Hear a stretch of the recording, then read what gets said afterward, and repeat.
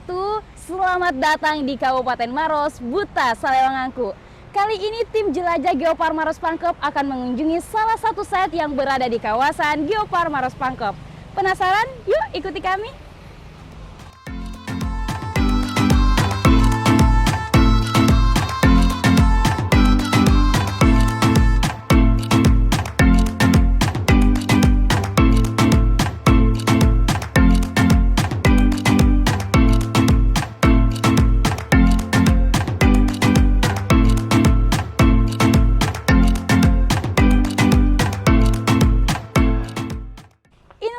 Salah satu set yang berada di kawasan Geopark Maros Pangkep, dan tentunya wisata ini bernama Wisata Karts Ramang-Ramang. Dan sebentar lagi kita akan menelusuri Sungai Putih, dan sekarang saya juga berada di Dermaga 1.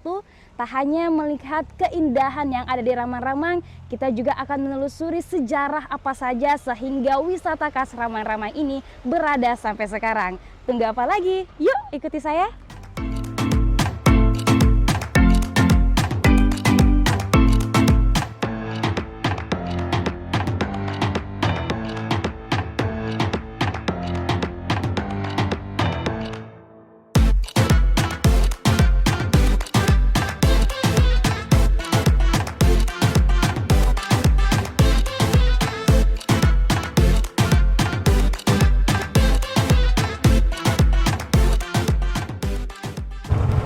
Inilah dia salah satu keindahan wisata Karts Ramang-Ramang, dan saat ini saya sedang menaiki salah satu perahu untuk menikmati panorama apa saja yang berada di wisata Karts Ramang-Ramang ini dengan menelusuri Sungai Putih. Wow. Ini dia Sungai Putih, satu dari sekian banyak pesona yang ada di kawasan ekowisata Karts Ramang-Ramang ini. Sungai yang hanya lebarnya sekitar 20 meter ini memang sangat eksotik karena di sepanjang alirannya terdapat banyak gugusan karts yang menjulang bak candi. Maka pantas saja jika wisatawan yang menyusuri sungai dengan naik perahu Joloro tak akan sabar untuk mengabadikan momen dengan berselfie-selfie tentunya. Tak jauh dari Dermaga 1, ya kira-kira hanya 5 menit, kita akan mendapati sebuah destinasi wisata pertama di kawasan ini. Dari kejauhan, kita bisa melihat ada sebuah dermaga kecil yang di sampingnya terdapat gubuk bambu. Dan tentunya, tim jelajah Geopark akan mampir di tempat ini. Assalamualaikum Pak. Waalaikumsalam warahmatullahi wabarakatuh. Saya mau ke Labirin Stone Pak. Oh iya, ada Labirintong itu di Taman Batu, seringkali dikunjungi sama orang-orang dari luar di mana-mana pun. Ya, boleh Pak saya diantar ke sana? Oke, siap. Di tempat yang dinamai Taman Batu Kampung Melaku ini, kami akan menjelajahi keunikan Labirin Stone bersama Daeng Maudu atau yang akrab disapa Bapak John. Bapak ini merupakan mantan karyawan perusahaan tambang yang telah sempat melakukan pembebasan lahan di wilayah ini.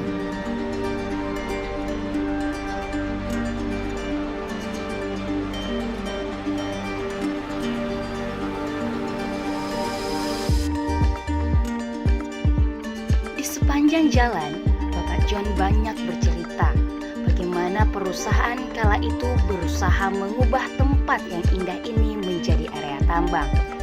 Bahkan beberapa kali mereka turun melakukan pengukuran dan memberi penanda area mana saja yang akan dieksploitasi.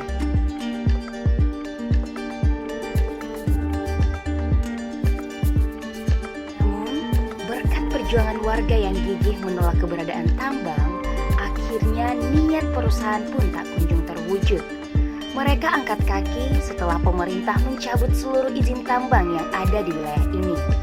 Bapak John yang awalnya bagian dari perusahaan pun beralih di tengah jalan usai melihat kegigihan warga menolak kedatangan tambang. Di dalam kawasan Labirin Stone ini memang begitu banyak pemandangan unik yang mungkin saja tidak akan Anda temui di wisata manapun. Keunikan bebatuan kars yang tersusun rapi menjulang seolah memberikan pertanda betapa kuatnya bentangan kars ini mencengkram bumi. Meski sempat diusik oleh tangan-tangan jahil manusia di sekitarnya.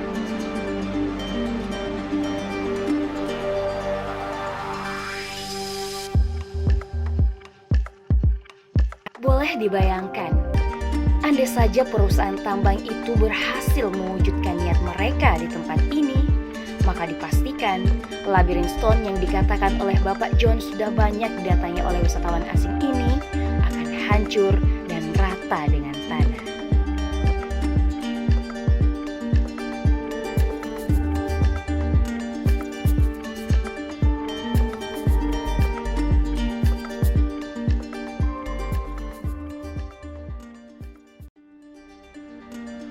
Kita akan bertamu ke rumah salah satu tokoh sekaligus pelaku sejarah bagaimana wisata Kars Ramang-Ramang ini ada sampai sekarang.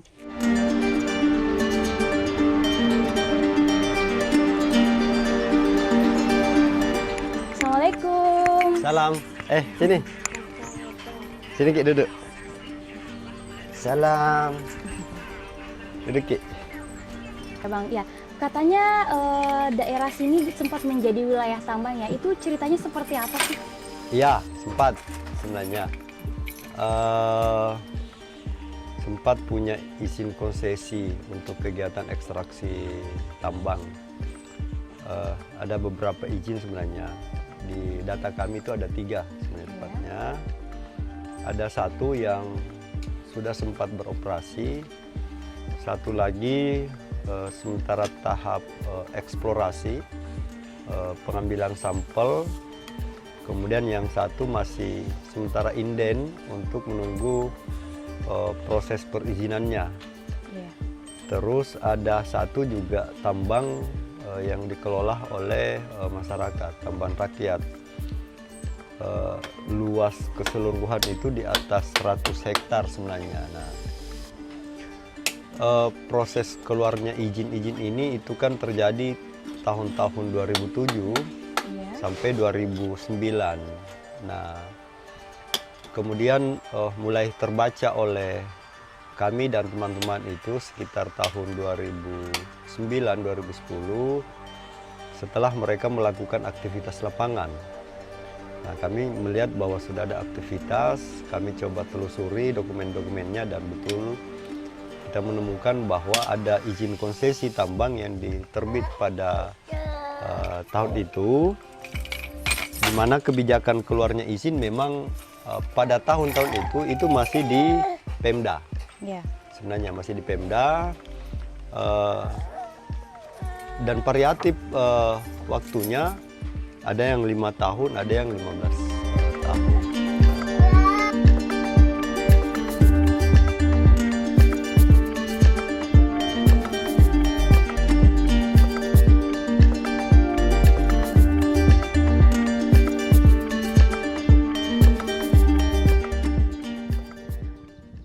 Tadi saya jalan-jalan di hutan batu, terus melihat ada beberapa batu yang dibakar dan dipukuli.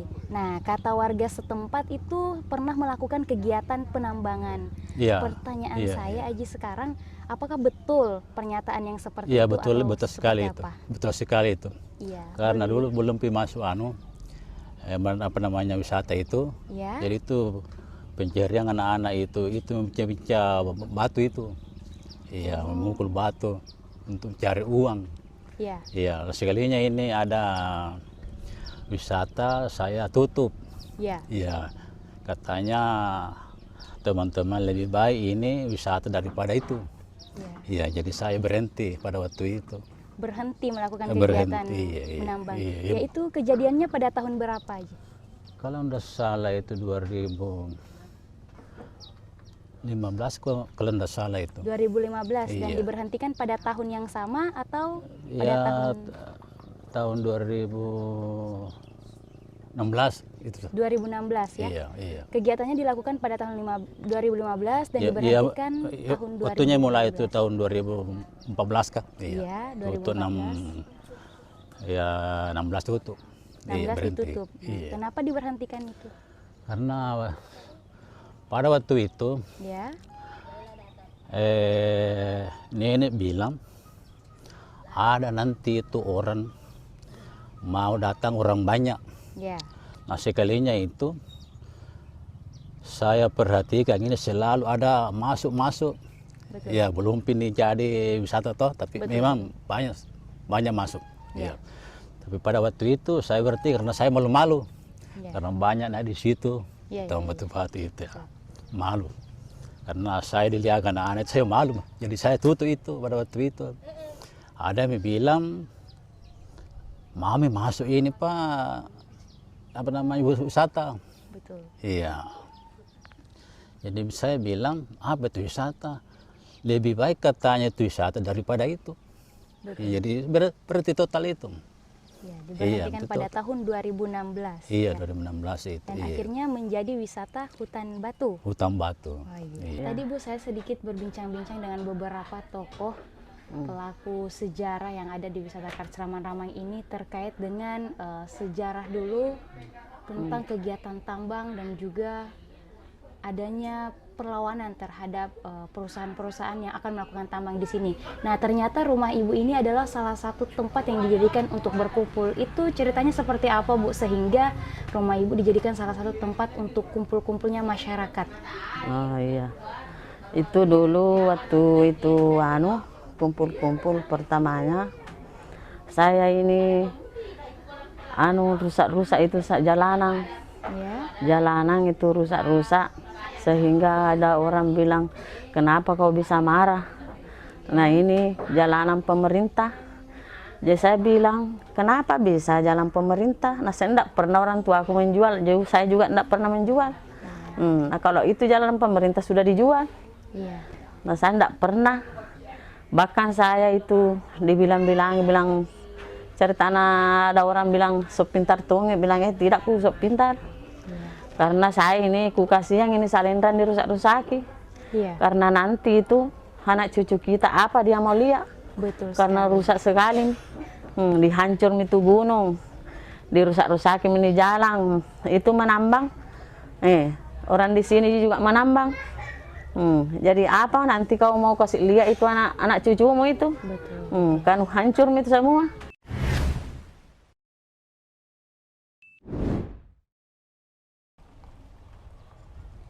Di belakang saya ini adalah Buluk Baraka, di mana Buluk Baraka ini adalah salah satu gunung yang sempat menjadi konsesi tambang di beberapa tahun lalu. Nah, di dalam Buluk Baraka ini terdapat situs purbakala yang syarat makna. Yuk kita lihat. Situs Batu Tianang merupakan salah satu situs purbakala yang ada di kawasan Kars Ramang-Ramang ini. Letaknya tepat berada di kaki Gunung Buluk Baraka yang jaraknya hanya sekitar 1 km dari Dermaga 2 Ramang-Ramang. Di situs ini, kita bisa melihat banyak sekali jejak peninggalan purbakala yang usianya antara 15.000 dengan 20.000 tahun silam. Nah, saat ini kita sudah berada di Leang Batu Tianang, di mana Leang Batu Tianang ini adalah salah satu situs prasejarah yang berada di Buluk Baraka. Dan tentunya di dalam Leang Batu Tianang ini terdapat lukisan-lukisan tangan yang usianya 15-20.000 tahun yang lalu. Untuk melihat langsung jejak purbakala yang ada di situs ini, kita harus menaiki tangga untuk sampai ke mulut gua. Di antara tumpukan bebatuan dan di langit-langit gua, kita bisa menyaksikan beberapa lukisan prasejarah seperti gambar telapak tangan, ikan, dan beberapa simbol serta benda-benda manusia purba lainnya.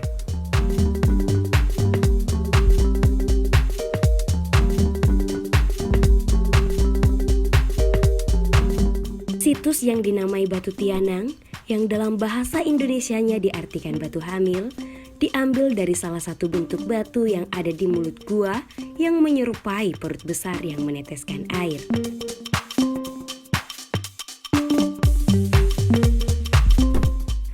Namun sayangnya, seiring berjalannya waktu, bentuk batu itu pun sudah tidak lagi terlihat saat sekarang.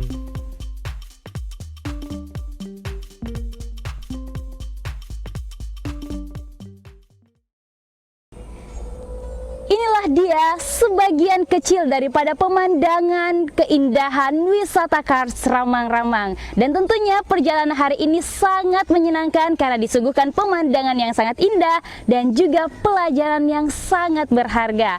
Jadi buat teman-teman yang masih penasaran dengan keindahan wisata Kars Ramang-Ramang, ikuti kami di Jelajah Geopark Maros Pangkep hanya di Maros TV, makin keren.